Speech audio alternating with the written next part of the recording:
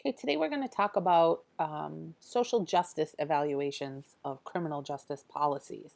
So, this is a philosophy that's a little more applicable to policies as opposed to individual decisions. So, let's start with talking about John Rawls, who wrote a lot about the concept of justice and wanted to work out a theory that was an alternative to utilitarianism. And he really focused on the rights of individuals. So, in this sense, he's a little more Kantian. And he sets out some principles that govern our sense of justice. He says moral people have two distinguishing features. They have an understanding of the good, and they're capable of possessing a sense of justice, a desire to apply and act upon principles of justice. So, this theory has an ancient and classical origin. When we think about justice in moral terms, it can guide our behavior. Aristotle maintained that justice could be thought of as an aspect of morality. Rawls's argument, however, is complex and detailed. In order for moral persons to develop moral capabilities, it's necessary for them to create a society and agree on the principles that will govern it, and this agreement should be the result of a fair procedure. So, people who must decide and conclude this agreement from what is called the original position are men and women of ordinary talents and tastes. They cannot know their social status or their natural assets or abilities. That's the only way for them to decide what is truly fair or just.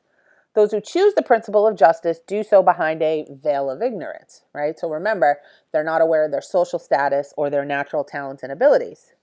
No one would then gain an advantage or suffer a disadvantage because these ordinary people would not know if they were wealthy or poor, therefore they wouldn't act from their own self-interest. After they conclude this agreement, they could return to their position and make moral judgments based on the principles they've laid out.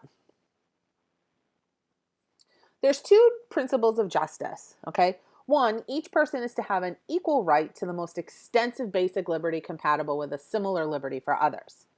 And then two is that social and economic inequalities are to be arranged so that they are both reasonably expected to be to everyone's advantage and attached to positions and offices open to all. 1A is referred to as the difference principle. So these principles proved a means of assigning rights and duties in the institutions of society. And they define an appropriate distribution of benefits and burdens. Everyone accepts, everyone knows, everyone else agrees to the same principles. And basic social institutions follow them. And at the crux of this is this concept of social justice. So Rawls sees justice as the basic structure of society and the basis for describing how major social institutions distribute fundamental rights and duties. Principles of justice are a part of a complete set of principles.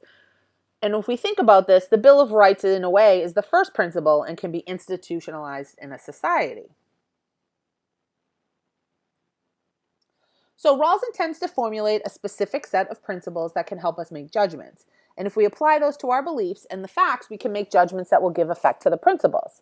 If we make judgments in accordance with these principles, we will be acting morally. And these principles then govern the assignments of rights and duties and regulate how social and economic benefits are distributed. So let's come back to that concept of the difference principle. The difference principle would seem to apply naturally to inequalities arising from new jobs, offices and positions that have special monetary rewards, or to an increase in income from an existing job. But the principle's application is much broader, and it applies to inequalities in all primary social goods. There is a way in which certain inequalities can be considered just. Any inequality must benefit everyone, and if the least disadvantaged are better off with an unequal situation, then the principle argues that there is no injustice. Actions that move away from equality are only justified if they benefit the least advantaged. So if society wants to treat everyone equally, it has to give greater attention to those victimized by injustice and to those who, because of an unfair treatment, have ended up in less favorable positions. So the difference principle is egalitarian in nature, puts a restriction on the amount of inequality that's permitted. And it also talks about, this is really favored, rather, by people who, really favor a close connection between fairness and equality. So think about some basic liberties we have. Political liberty, freedom of speech, freedom from arbitrary arrest. So the distribution of wealth doesn't have to be equal under the second principle, but it has to be to the advantage of all. And so do positions of authority and offices. They have to be accessible to everybody. And the first principle has to be satisfied before the second. So, it's important to keep in mind that principles in the original position concern hypothetical people in hypothetical situations. If this process were followed, then the resulting principles would be justified. But it's not to say that those principles are actually justified, and it's not clear what application this has in the real world.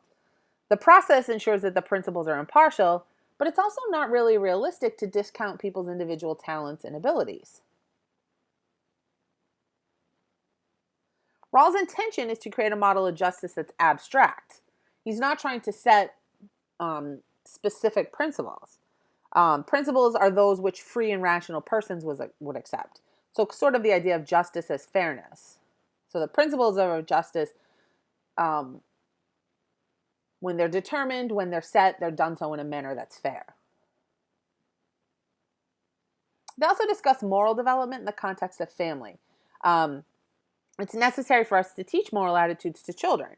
And children are first subject to their parents' authority, right? So the morality of authority. Parents love their children. As such, children develop a sense of their own value. Parents explain rules of conduct to them and why you should behave that way. And sure, every single one of you went through this with your parents. There's morality of association. Family itself is a small association. Each member has rights and duties. Other similar associations include school, your neighborhood, communities to which you belong.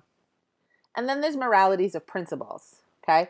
So there's a progression from mere association to actual knowledge of the standards of justice. So a child initially complies because of the bonds that they have to people. So some criticism. Well, Okun notes that Rawls treats the family as the earliest school of moral development. Rawls makes an assumption that family institutions are just institutions, ignoring a whole bunch of things. Not all families are just. It really is ignoring the operation of gender in the family, because, of course, a just society would give women the same social opportunities.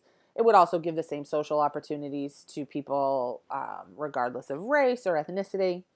In reality, though, this doesn't really happen. So we cannot take this theory and apply it to individual ethical dilemmas. He's really looking at social institutions. So how do we look at this? We're looking at three main things here. Is there fair, equal, and just application of the laws? Is there discrimination based on race, gender, or class? And is there equal and fair access to justice? So let's think about the first principle. We want to consider the position of marginalized groups, such as people who are poor, people without power. Are they subject to higher rates of arrest? Are they policed more intensely? We want to consider, how legislation might impose social controls that penalize some groups over others. Is there discrimination?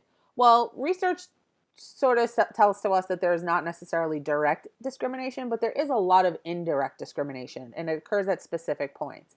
So race impacts who is arrested, bail, stereotyping groups as more dangerous to society when denied bail, things like jury selection, sentencing decision, etc. And finally, is there fair and equal access?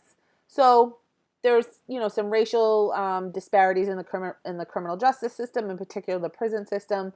We want to think about things like the effects of the war on drugs, 3 strikes laws, and decisions to seek the death penalty. And that wraps up social justice evaluations.